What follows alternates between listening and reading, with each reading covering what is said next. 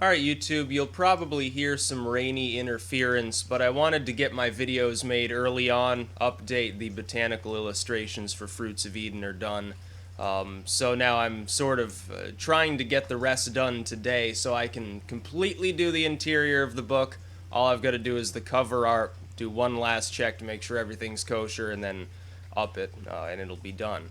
I wanted to talk about the concept of the Doomsday Machine. If you've ever seen the movie Doctor Strangelove, you'll have a clue of what I'm talking about. If not, watch the movie. It's a Kubrick movie, very famous, very sort of a crossover between dark slapstick humor and dystopia.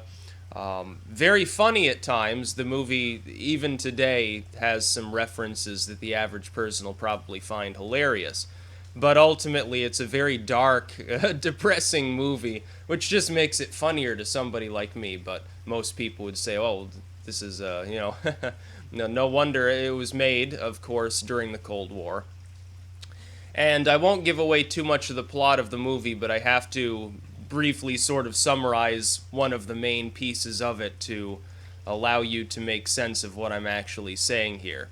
In the movie Doctor Strangelove, you have a Cuban Missile Crisis style situation, not identical, but basically a similar standoff between the USSR and the United States, during which time it is revealed that the Russians have built an automatically firing system that if Russia is hit with a nuclear weapon, all life on Earth basically will be destroyed because they've built a doomsday machine that's even worse than really a nuclear battery or something like that. Most people don't realize this, but there are many doomsday machines in this world. And altogether, when you combine them, it probably would kill off the vast majority of humanity. You've got to understand, in a nuclear war, what presumably would happen is that many of the explosives themselves, many of the nuclear weapons, would be deployed by the nuclear states against one another. That is, that if you're living in Kenya or you're living in, Cambodia or something, you may not take, your capital might get nuked. Other than that, probably. There would be no reason for any of the nuclear states to use nuclear material on your nation. You're not going to take a direct hit. If you do, it would probably be a single direct hit by a smaller end weapon as an afterthought, and ultimately most of the people in your nation would still be alive when the war itself ended. But unfortunately, this is actually a bad thing for them because it means they're going to linger on in pain and torment for a much longer period of time.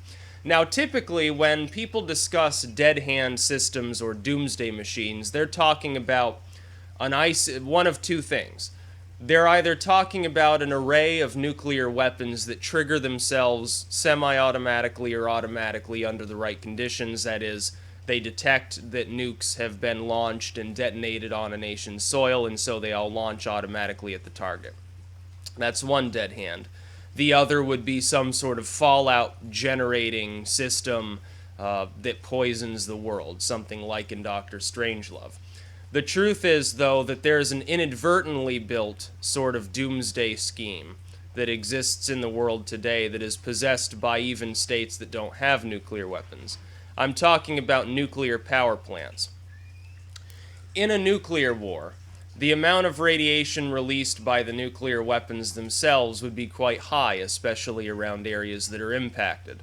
But a lot of that fallout would actually dissipate and decay relatively quickly. When you're talking about a nuclear incident, one of the primary concerns is very short-lived radioactive iodine. Unlike some of the other materials, cesium or strontium, that can last for years, the iodine burns itself up in a matter of weeks.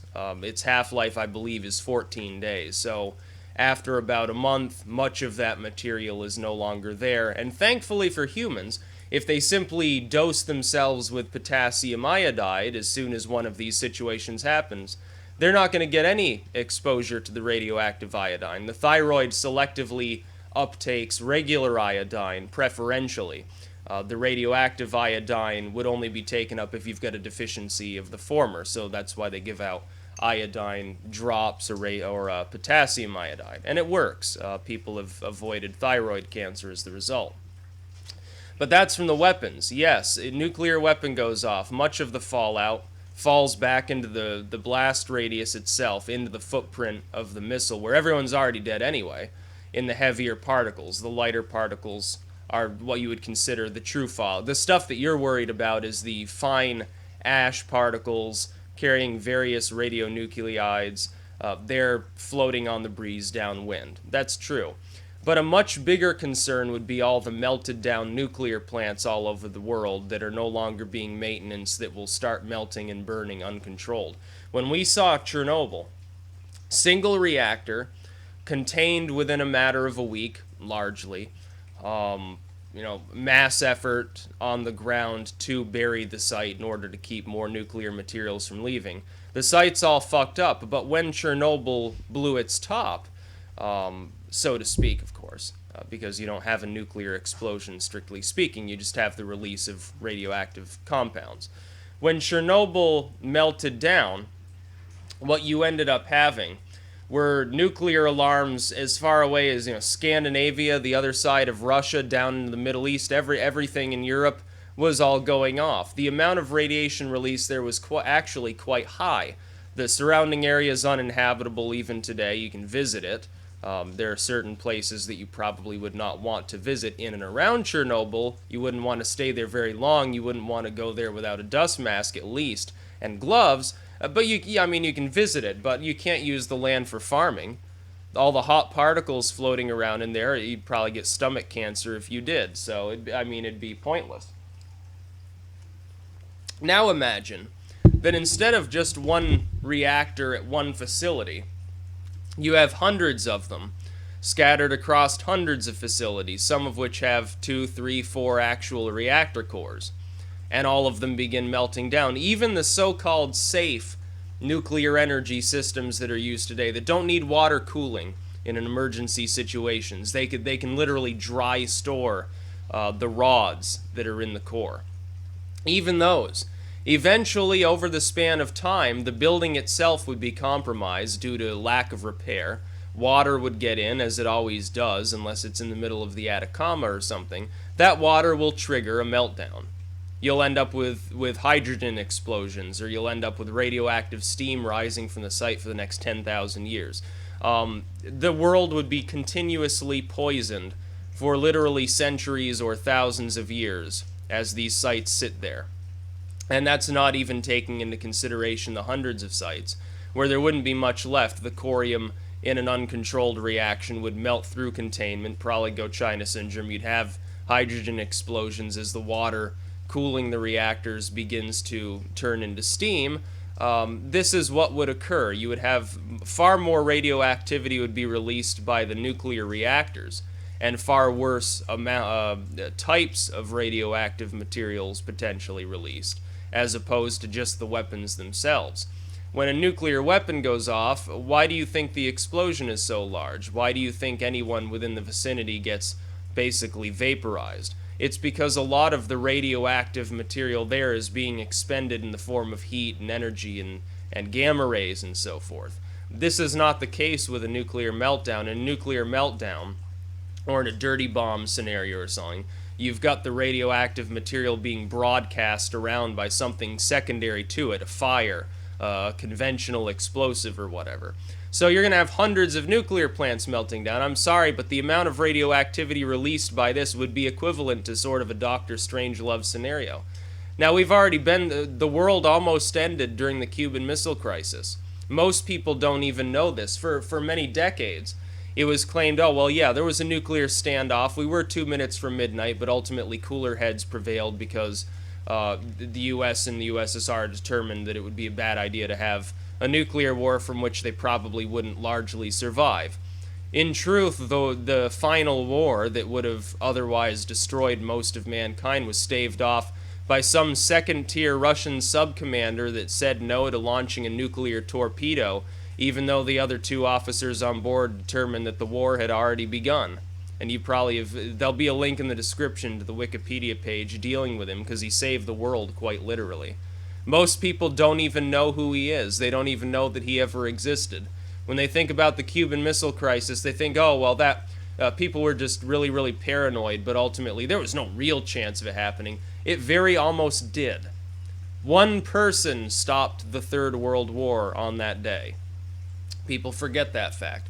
I do not believe in shadowy elite cabals controlling the world so much as the concept that, unfortunately, the governments of the world, the economies of the world, all the nuclear weapons, chemical weapons, biological weapons, nuclear power stations, they're all run by morons, many of which all they do is they put on a suit, put on airs, and pretend to know what they're doing. Ultimately, at the end of the day, very few of them do. You'll find few politicians who can explain to you even the basics of how a nuclear weapon even works in the first place. And these are the people in control of the little red button, so to speak.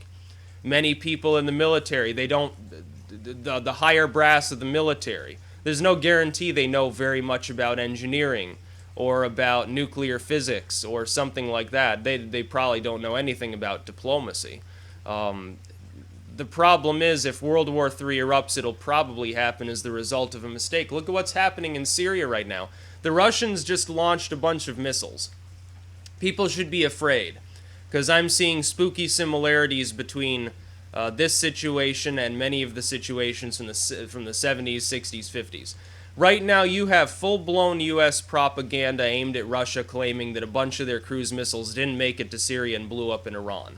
You have full-blown Russian propaganda saying that that's in turn American propaganda, no such thing happened and their missiles are perfect.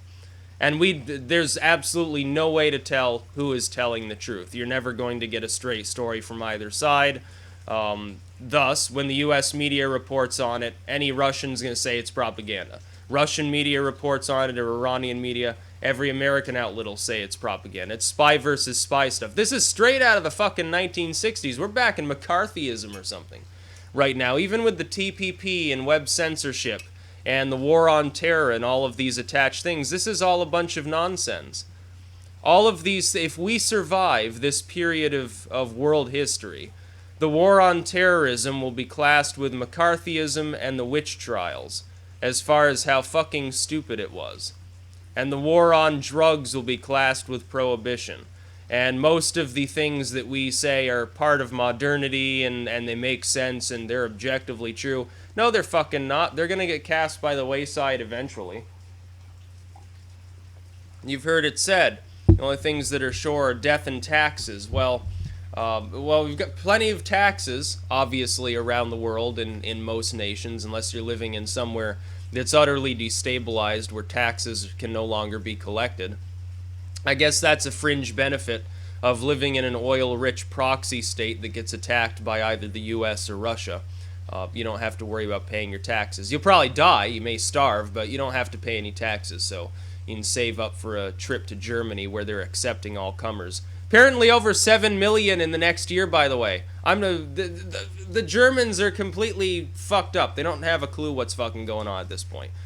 First it was 500,000, then it was 800,000, then it was 1.5 million. Now they're saying, oh yeah, but there's the family factor, so it'll actually be about 7 million refugees in a year. Oh, don't worry, people. It's only a tenth of our whole population in a single year. You're not being displaced. We're not being overcrowded. Don't worry. Look at what's happening in the Baltics. The British just said, oh yeah, we're moving a couple hundred troops into the Baltics, despite the fact that Putin has already said that he would take this as an act of aggression and probably start moving nuclear systems into place if it happened. Both sides are antagonizing one another. The real problem in the Cold War mentality is that, and we see this in the South China Sea, we see this with Putin in Syria and Ukraine, we see this with the United States, certainly in Syria, as well as NATO's moves in the Baltics, and Poland and Romania and places like that. The problem is that if neither side backs down, you can both end up upping the ante over and over to outmaneuver the other, and it's sort of like a game of chicken. Well, eventually neither side is going to chicken out. And that's when the real problem arises and you have potentially a third world war and the death of most of mankind. But what's the alternative? The alternative is one side says, fuck this, and does turn aside and the other side becomes more powerful, and what you can end up with is a monopolar world. If one of the two sides involved ever becomes too hegemonic and crushes the other side or sides out enough, they end up taking over everything. Nobody else is willing to do that. That leads to a nuclear war as well. If the United States and NATO were really to get one up on Russia, and Russia was going to balkanize again, they were flatlining and everything was going to shit, they'd probably just fire their nuclear weapons preemptively. They probably would. The Chinese, same thing. If China does actually fall apart, as I think it may very well do, they're probably going to attack some of their neighbors. They'll nationalize and they'll begin the cry for war, just so that they don't starve to death and so forth. The United States would probably do the same thing if there was a severe problem here. So basically, the world is doomed. Mankind is more or less doomed. It's just a matter of, are we going to come at least enough to our senses to get rid of these doomsday machines we've got scattered all over the world, which are nuclear power stations, so that even if a nuclear war erupts, at least somebody will be left to enjoy the fact that Fallout became reality. Because right now, the world would be so fucking irradiated from the fallout from the nuclear power stations alone. Probably very few people would survive even for a year. If you're in the middle of the Amazon or the Sahara, you might last longer. You're still getting a mega dose of fallout, but yes, the odd person might survive to reproduce without massive genetic defects. The odd person might not get cancer and might actually live to a decent age and have 2 or 3 kids, one of which isn't stillborn. So the human race may survive in such a situation, but it's not exactly clear that they will. A lot of any endangered species in the world, they're gone. Most of the amphibians that are specifically, it's easy to kill amphibians with any sort of disturbance, radiation, certain diseases, any fungus, all sorts of stuff, climate change. The amphibians are fucked. You wouldn't see salamanders probably anymore. A lot of the frogs would die off, toads and so forth. Certain types of insects that are on the ropes already due to certain chemicals that are used. You think honeybees or something. It would play havoc with the world. Now then, there's not necessarily a nuclear winter. Here's the last thing. They've never proven that a nuclear winter would actually happen. Anyone preparing for a nuclear war obviously is going to take that into consideration, say, oh, maybe I better pack an extra couple of quilts in my nice puffy coat and a little extra food for when I can't go outside for that extra 2 or 3 months. Yeah, that would make sense.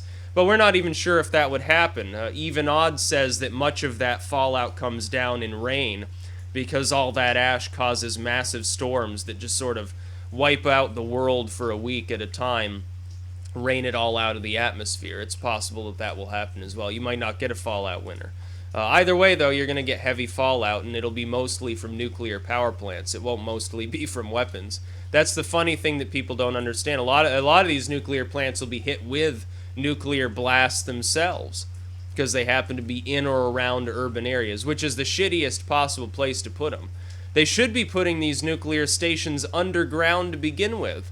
They shouldn't even be above ground structures. It makes no fucking sense how they built them. I half think that maybe they built them as a nuclear deterrent. Oh, well, look at all the nuclear stuff we got here. If you hit us with nuclear weapons, the amount of fallout that'll burn out a station alone will irradiate the whole country. Good luck trying to settle our land. Good luck trying to settle yours when it goes, the fallout cloud goes over to your country. You're all dead. So I half think that they maintain nuclear power plants specifically as a nuclear deterrent, because there's so fucking many of them that would melt down. So yeah, there's your happy video for the day. But watch Doctor Strangelove if you haven't. Trust me, it's a black and white movie, it's an old movie, but trust me, it's worth watching. Very much worth watching. Watch Doctor Strangelove. Familiarize yourself with the fact that, oh yeah, there are a lot of nuclear power plants in this world. Even nations that don't have nuclear weapons have them. And they'll all melt down, given enough time, which means the world will be poisoned for fucking ever. Mankind probably will not survive. That's about all. Happy times. Peace out.